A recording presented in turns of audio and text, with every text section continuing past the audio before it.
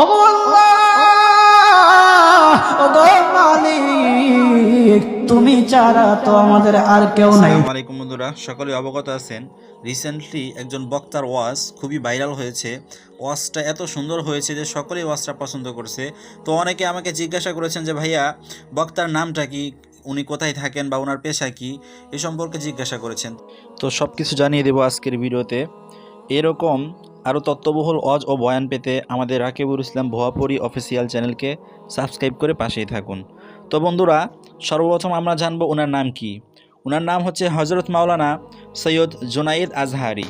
আর আজহারি বলা হয়, আপনারা সকলে জানেন, যারা মিশরের আল আজহার বিশ্ববিদ্যালয়ে পড়ালেখা করেছেন তাদেরকে আজহারি বলা হয়। তো ওনার পেশা কি? উনি পেশা হিসাবে তিনি ওয়াজ এবং বিভিন্ন জায়গায় বয়ান করে থাকেন। সেই সাথে তিনি একটি মাদ্রাসার প্রিন্সিপাল হিসেবে দায়িত্ব পালন করছেন।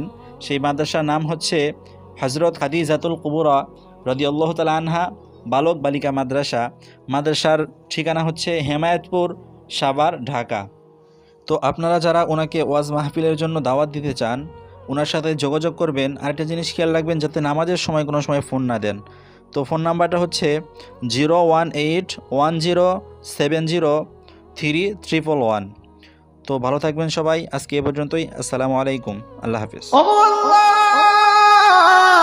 ওগো মালিক।